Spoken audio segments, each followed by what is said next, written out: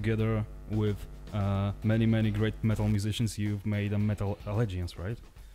Yes, a metal allegiance. Yeah, there again, another one. You know, again, the phone just rang and on an idea. But it was Mark who was my artist relations guy at Harkey, and some changes had gone down internally there, and he was kind of thinking, all right, what's the rest of my life looking like? And I said, well, man, this Metal Masters thing we started, don't let that go, man. The hardest part is over, which is getting people on board, and once people get on stage with that thing, they're like, dude, when's the next one? It's so fun, and we have such a great time. Because we're all buddies, and it's, we're picking songs, basically. We all share the same record collection.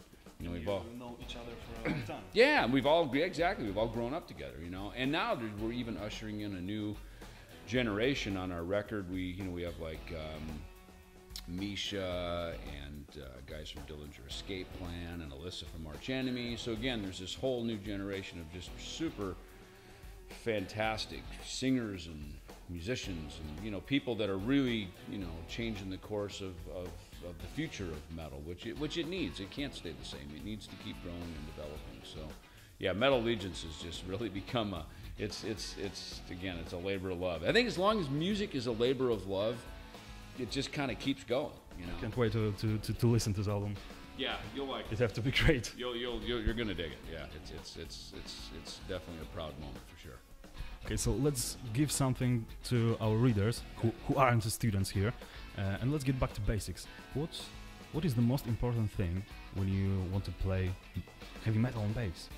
Is this keeping rhythm, or giving this powerful sound to this music? Well, there's two sides of it. Probably the most difficult part is to get a sound in a band, because guitars are really big, they're really loud. Drums now have gotten very big and powerful.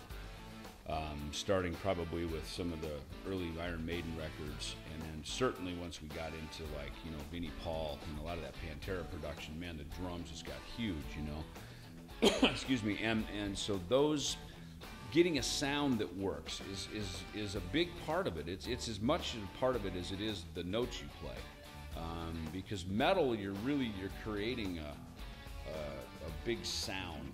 It's about this.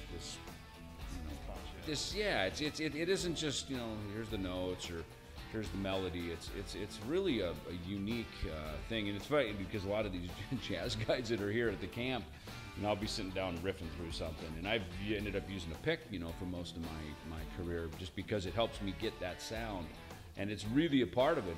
People come by and go, man, it's like, dude, that like no one does that. That's and I realize that that's kind of what I've grown up doing, and I've developed my thing, and that's why I always like when I see Kyle Sanders, for instance, from Hell Yeah, playing with great finger playing and great tone, and he knows all the old Kiss songs that we all know, yet he does his thing, which is very new, and he's he got a fresh outlook on it. So the guys in Meshuggah and all these guys that really get these really big, cool bass sounds, and they have a real presence in the band, and to me, I think that's a part of it is to really have a presence in the mix.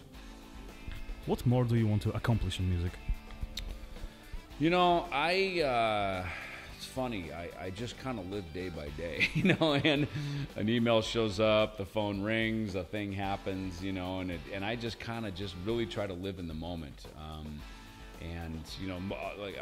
It's funny, I wrote that autobiography, My Life with Death, and one of my tentative titles was going to be all the best things that happened to me were none of my ideas, because that's kind of how it works, especially in the creative domain like we live, is guy says, hey dude, come over here and can you play a part, and hey, can you come over here, next thing you're on a tour, next thing you're in a studio, and I think that's the to stay out of your head and stay out of your ego and stay out of is this going to further my career, or is this how am I going to look? I see a lot of people get caught up in that, and I've done it myself over the years. It's kind of human nature, to do that. But I think staying out of here and staying down here is the real answer.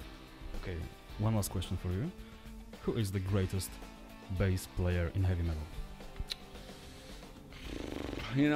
It's hard to say there's a greatest, the best, a favorite, those kind of things. I would say, look, Steve Harris to me really changed the presence of bass in metal music. You know, he was the guy that came, and again, a lot of this is just at my age when I was very impressionable. This group Iron Maiden came out, and next thing you know, the songwriter and the guy up front with his foot on the monitors, like almost like the lead singer of the band, was the bass player. You know, I'm like, wow, this is awesome. You know, and I'd been listening to Rush and Geddy, of course. You know, had a huge impact on me. Of course, Gene Simmons before that. And Gene's a great bass player, man. He writes cool stuff. His bass lines are awesome, and he breathes fire and spits blood while he does it. So, you know, it's so there's a, you know, and of course Geezer Butler and you know, and Bob Daisley, who plays you know, played on those Ozzy records and wrote a lot of that stuff. You know, I like songwriter bass players. Is kind of a trend I've noticed. You know, Phil Lynott, Sting, you know, Paul McCartney, you know, I mean, there's, you know, in the more mainstream side of it, but, you know, there's something about guys that write that there's something different about, you know, kind of how they weave themselves into the songs. Okay. Thank you very much for your time. It was really great.